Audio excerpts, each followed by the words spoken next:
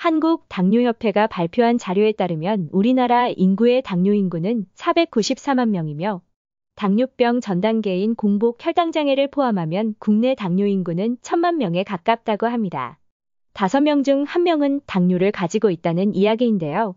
저도 당뇨가 있는 가족이 있어서 당뇨에 대해 늘 조심하며 살아가고 있습니다. 당뇨인은 식사 관리뿐 아니라 건강 관리 및 합병증 예방을 위해 영양제도 많이 챙겨 먹게 되는데요. 영양제라고 해서 모두 몸에 좋은 것이 아니라 잘못 먹으면 오히려 건강에 더 치명적일 수 있다고 합니다.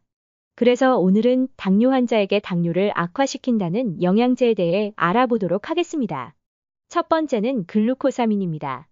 나이가 한두 살 먹어가면서 느끼는 점이 몸이 예전 같지 않습니다.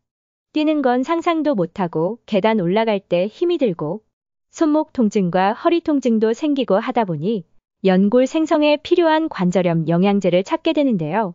글루코사민은 우리 몸에서 수분이라던가 섬유와 결합해서 관절을 튼튼하게 해주고 탄력을 키워주기 때문에 뼈와 관절을 위한 영양제로 많이들 드시고 있습니다. 특히 여성들은 폐경 이후 골밀도가 줄어들게 되는데 이때 글루코사민으로 골밀도를 완화시키고 골다공증 예방 역할로 챙겨 드시기도 합니다. 그러나 당뇨 환자가 글루코사민을 섭취할 시 주의해 주셔야 합니다. 글루코사민은 동물뼈, 굴, 새우, 가재, 개껍데기 등에서 발견되는데 주성분은 글루코스와 아민으로 이루어진 아미노당입니다. 이 아미노당이 고함량의 단당으로 글루코사민 그 자체가 당 수치를 올리는 영양제가 되겠습니다. 부천아이병원 김상훈 의무원장은 관절 척추 질환을 앓고 있는 고령 환자는 고혈압, 당뇨 등 합병증을 갖고 있는 경우 이를 모르고 당성분이 함유된 건강기능식품을 오래 복용하면 혈당 수치가 잘 떨어지지 않을 수 있다고 합니다. 식품안전정보원에서는 당뇨 환자는 글루코사민을 섭취할 때 전문가와 상담 후 섭취하라고 권고하고 있으며 일반인이 글루코사민을 먹을 때는 식약처에서 정한 기준인 1500mg 이내로 섭취하는 것이 좋다고 합니다. 그러나 건강한 사람도 글루코사민을 너무 많이 복용할 경우 췌장의 베타세포를 손상시켜 당뇨병 발병 위험을 높일 수 있다는 연구 보고가 있는 만큼 주의해야 합니다. 두 번째는 니아신 과잉 섭취입니다. 니아신은 대표적인 비타민 B로 언급되는 수용성 비타민입니다. 우리 몸에 꼭 필요한 영양소로 신경 전달 물질의 생산과 피부의 수분을 유지시켜주며 혈관을 확장시키고 혈중 콜레스테롤 수치를 저하시키는 일을 합니다. 니아신이 포함된 식품은 닭가슴살, 참치 통조림, 쇠고기, 훈제, 연어, 땅콩 등이 있으며 일상 속 식사에서 부족한 니아신을 보충할 목적으로 시중에 판매되는 건강보조 식품도 많이 드시고 있습니다. 다만 성인 하루 100mg 섭취하게 되면 괜찮으나 그 이상 섭취 시 혈당이 상승되어 당뇨 환자는 고용량 섭취를 피하셔야 합니다. 세 번째는 오메가3입니다.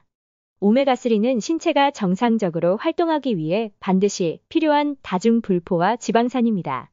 이 성분은 우리 몸에서 생성되지 않기 때문에 음식 또는 영양제로 보충해줘야 합니다.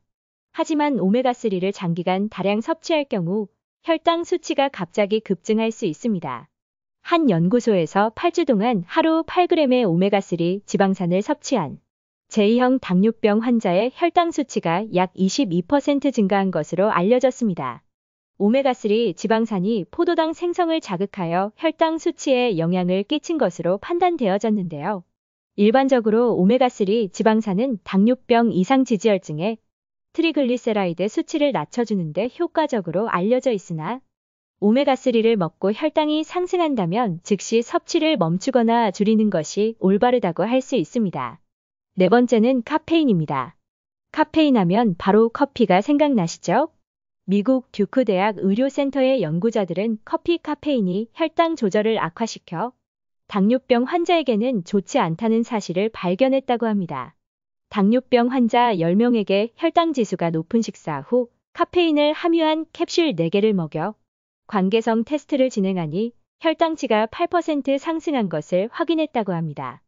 이는 카페인의 포도당이 다른 세포로 이동하는 대사를 방해하는 역할을 하기 때문이라고 말했습니다. 또한 당뇨병 환자는 일반적으로 고혈당으로 인해 소변을 자주 보는 다뇨증이 나타납니다.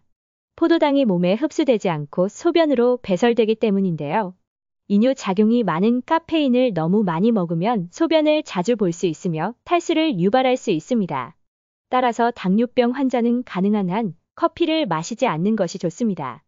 카페인으로 인한 수면 부족이 자주 생기다 보면 우리 몸이 스스로 혈당을 조절하는 능력이 떨어져 인슐린 분비의 핵심인 췌장의 기능도 떨어지게 됩니다. 하루 7시간 정도 충분한 수면과 깊은 수면이 다음날 아침 공복 혈당에 큰 영향을 미치게 되니 당뇨 환자라면 적당한 카페인 섭취가 필요합니다.